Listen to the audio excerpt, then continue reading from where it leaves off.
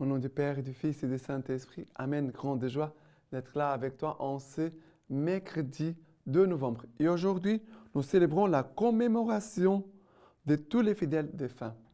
Et tout d'abord, pour vous dire que la prière pour les morts appartient à la plus ancienne tradition chrétienne. Il est donc naturel qu'au lendemain de la fête de ceux qui sont entrés dans l'intimité sacrée de Dieu, notre sollicitude se porte vers nos frères qui sont morts dans l'espoir de la résurrection et qu'elle embrasse aussi tous les morts dont seul le Seigneur connaît la foi. Alors nous prions pour tous les membres de nos familles qui sont déjà décédés. Et vraiment, ils ont besoin de notre prière. Et la première lecture d'aujourd'hui, c'est le livre de Job, chapitre 19, à partir du verset 1.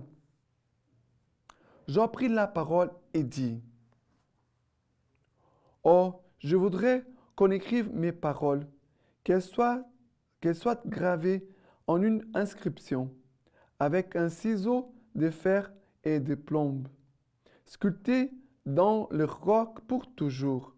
Je sais, moi, que mon défenseur est vivant, que lui, le dernier, s'élèvera sur la poussière. Une fois qu'ils m'auront arraché cette peau qui est mienne. Hors de ma chair, je verrai Dieu. Celui que je verrai sera pour moi. » Alors, ici, Job, nous sommes dans l'Ancien Testament, mais Job nous parle déjà de l'espoir de la vie éternelle, de la résurrection. On va connaître vraiment qu'est-ce que c'est la résurrection, la vie éternelle, à partir de Jésus-Christ. Mais déjà dans l'Ancien Testament, on trouve déjà quelques indices, quelques pistes qui nous parlent déjà de la résurrection. Et Job, voilà, qui dit, « Je sais que mon défenseur est vivant, que lui, le dernier, s'élèvera sur la poussière.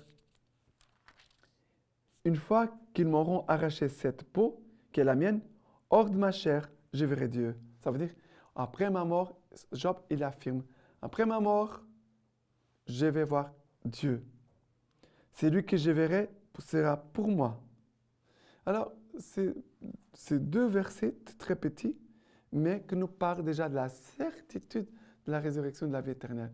Nous avons vraiment un grand cadeau de croire en Dieu, de croire à la résurrection, à la vie éternelle, parce qu'il y a des millions et des millions de gens partout sur Terre qui croient que leur vie, c'est seulement ici-bas, et après, il n'y a rien. Nous avons la consolation de savoir qu'un jour, nous verrons Dieu face à face, nous serons avec Dieu pour toujours. Et maintenant, le psaume d'aujourd'hui, c'est le psaume 23, versets 1 au 6. « Le Seigneur est mon berger, rien ne me manque. Sur des prés d'herbes fraîches, il me fait reposer. Vers les eaux du repos, il me mène. Il y refait mon âme. Il me guide au sentier de justice, à cause de son nom. Passerai-je un ravin de ténèbres? Je ne crains aucun mal, car tu es près de moi. Ton bâton et ta houlette sont là qui me consolent.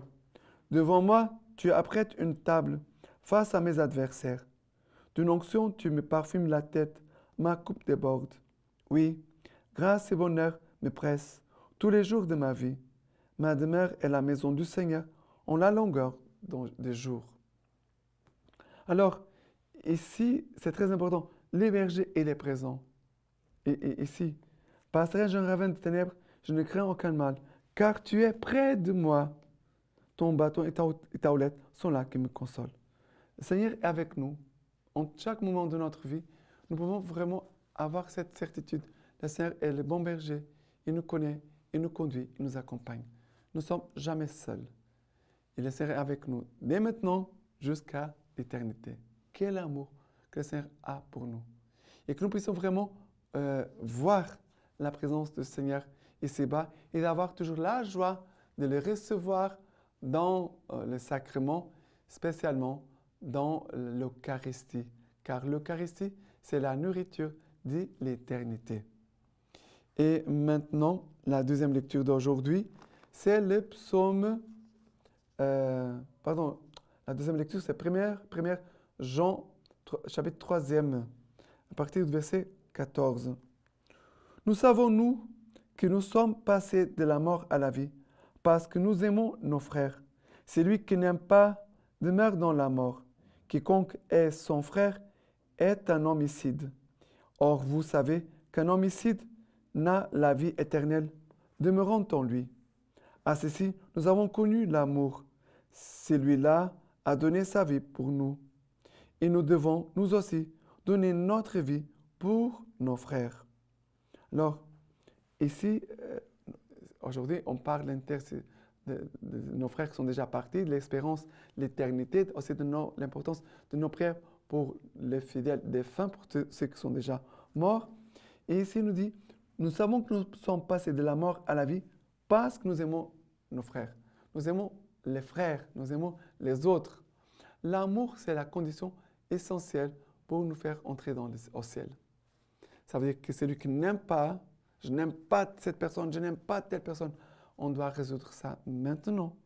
Parce que sinon le risque, c'est d'arriver au moment de notre mort et après de voir notre entrée au ciel interdite à cause de notre péché. Parce que si Dieu est amour, comment nous pouvons être en présence de celui qui est amour si nous n'avons pas fait des efforts de vivre dans l'amour? Alors, ici, il dit, c'est lui qui n'aime pas son frère demeure dans la mort. Quiconque est son frère est un homicide. Et après, Jean va dire, ainsi nous avons connu l'amour. Celui-là a donné sa vie pour nous. Alors, Jésus a donné sa vie pour nous, que nous puissions aussi donner notre vie pour Dieu et pour les frères et sœurs. Voilà le chemin de l'amour par lequel le Seigneur nous invite à entrer pour arriver au ciel.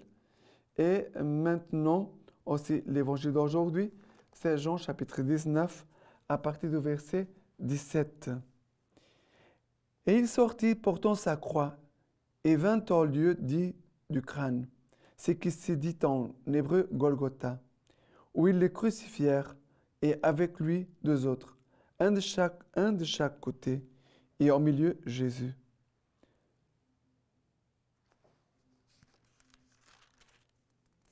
Or, près de la croix de Jésus se tenait sa mère et la sœur de sa mère, Marie, femme de Clopas, et Marie de Magdala. Jésus donc, voyant sa mère et se tenant près d'elle, les disciples qu'il aimait, dit à sa mère, « Femme, voici ton fils. » Puis il dit aux disciples, « Voici ta mère. » Dès cette heure-là, les disciples l'accueillirent chez lui. Alors, nous voyons ici Jésus qui est en train de nous ouvrir le ciel. Jésus est en train de nous ouvrir le ciel. C'est le moment de la mort. Et Jésus, avant de mourir, il nous donne Marie. Marie comme notre mère, Marie comme celle qui engendre les hommes dans la foi, qui engendre les hommes et les femmes, bien sûr, qui nous engendre dans la foi, qui nous engendre vers Dieu. Marie, vraiment, elle exerce sur nous une maternité spirituelle pour que le royaume de Dieu puisse grandir en nous et que nous puissions aussi un jour entrer dans ce royaume des cieux. Et Marie, elle est cette femme qui intercède, qui nous accueille, nous l'accueillons, mais aussi elle nous accueille. Et Marie, c'est cette femme qui intercède pour nous, pour que l'homme puisse avoir accès au ciel, à la vie éternelle. Et maintenant, pour finir, je voudrais vous lire la lecture patristique d'aujourd'hui. D'Homélie de saint Ambroise. Nous voyons que la mort est un avantage et la vie un tourment.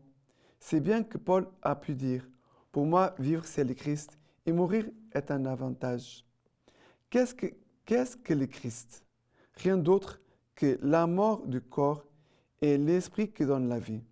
Aussi, mourons avec lui pour vivre avec lui.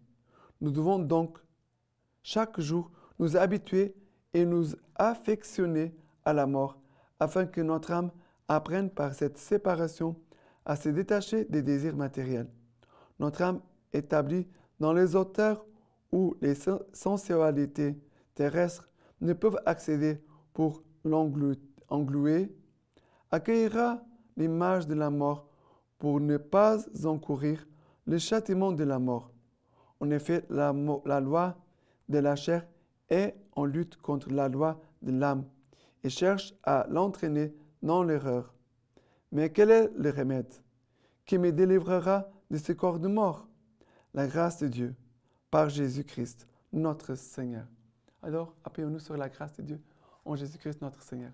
Maintenant, je vous laisse la bénédiction par les mains toute pure de la Vierge Marie. Que Dieu Tout-Puissant vous bénisse et vous garde, le Père, le Fils et le Saint-Esprit. Amen.